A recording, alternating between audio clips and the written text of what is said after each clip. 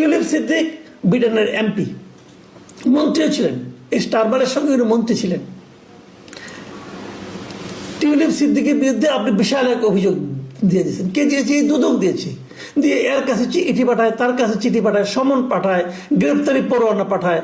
তো এই টিউলিপ সিদ্দিক তো স্টারমারের সহযোগী, এখন ওখানে এমপি আছেন উনি, এবং ওনার ব্যাপারে ওনার বিরুদ্ধে যে সমস্ত দুর্নীতির অভিযোগ আমাদের দুদক তুলেছে সেটাকে তদন্ত করার জন্য স্টারমার আবার ওখানকার যে সংশ্লিষ্ট ব্যক্তি যিনি আছেন, সবচেয়ে পাওয়ারফুল লোকটা, তাকে নিয়োগ করেছেন, এবং উনি সেই তদন্ত করে ওনাকে ক্লিন চিট দিয়েছেন। বলছেন না, টিউলিপ সিদ্দিকের যে সমস্ত অভিযোগ তোলা হয়েছে সেগুলো ঠিক না। তো স্টারমার কি বিশ্বাস করে? উনি বিশ্বাস করেন তার সহকর্মী টিউলিপ সিদ্দিক নির্দোষ।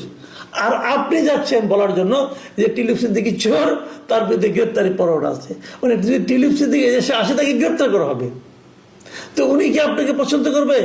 আপনাকে লাল গালিচে বিছায় রাখবে যে আপনি আসেন, আপনার সঙ্গে আলাপ করি, আপনার সঙ্গে টিউলিপ সিদ্দিকে ধরাই দেই? কারণ উনি তো বলছেন যে আমরা তদন্ত করে পেয়েছি সে নির্দোষ। টিউলিপ সিদ্দিক নিজেও একটা চিঠি আপনার কাছে লিখেছেন, ডক্টর ইউনূসের কাছে, যে উনি বলতে চেয়েছেন যে আপনারা যেগুলি করছেন সেগুলি এক পেশে। আমার উকিলের সঙ্গে দুদকের উকিলরা আলাপ করে না কেন? আমার উকিল তো ওদের নক করেছে, বলেছে, কোনো সাড়া নাই। ডক্টর ইউনূস কি বলেছেন? যে না, এটা আইনগতভাবে সমাধান হবে। তো উনি তো আইনগতভাবে আপনার কাছে ক্ষমা চাইতে চিঠি লেখেন নাই।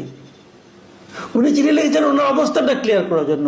উনি চিঠি লিখেছেন যাতে নাকি ওনার আইনজীবীর সঙ্গে দুদকের আইনজীবী সহযোগিতা করে ইনফরমেশন দিয়ে যে তারা কি জানতে চায়, যাতে ওরা জবাব দিতে পারে।